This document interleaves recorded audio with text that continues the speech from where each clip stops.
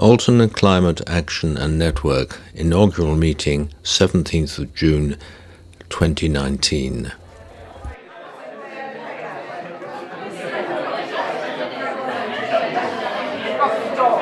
Testing. Okay, we'll begin.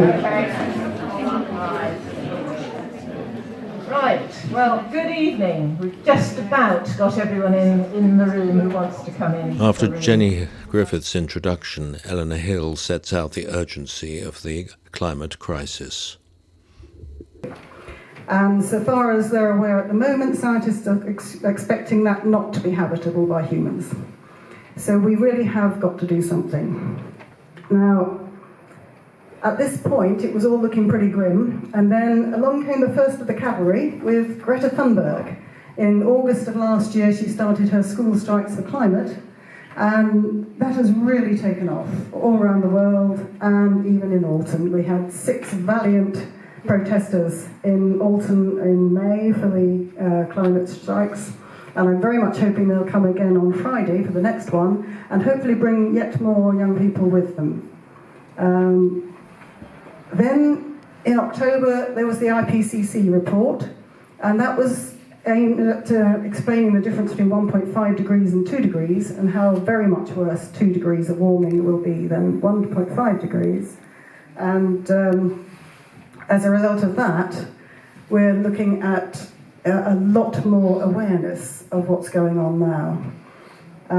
Then in November, more cavalry in the form of the Extinction Rebellion closure of 5 bridges in London in November. They then went on to up the ante with yet more non-violent direct actions, and the biggest event so far has been the 10 days of disruption in London around Easter time. That led to about 1,100 arrests. Now, at the same time that we were blocking the roads in London, the BBC aired David Attenborough's Climate Change: The Facts documentary, which was pretty grim stuff. I don't know how many people here watched it, but it didn't pull its punches. But at the same time, Mark Carney, who's the governor of the Bank of England, he gave a warning about the dangers we face if we don't tackle climate change, how much it's going to cost us financially. Then in May, not so long ago now, UN IPBES report, and please don't ask me what that stands for, came out talking about the 6th mass extinction, which we're well into now. It's not even the beginning of the mass extinction. We've got quite a long way down the line. And they're telling us about all the flora and fauna that's going extinct, and the particular worry with pollinators and the effect that that's going to have on our food supply in the future. Following Eleanor's brilliant speech, Gareth Hurd gave an equally graphic account of the immediate threats to the natural world, but became very positive about the things that we could all do to help promote reinvestment in green spaces.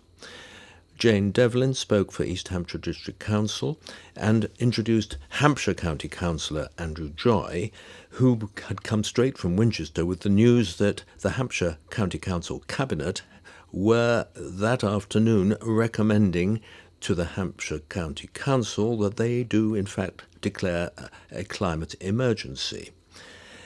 Following these introductory talks, we broke into small groups to discuss such things as reducing the amount of stuff, green space, transport, energy, food, building standards, information and outreach, and lobbying and campaigning. We then had a feedback session and had a final pulling together of the lessons of the meeting and a re-emphasis on how this was just the beginning and we were going to move forward to real action.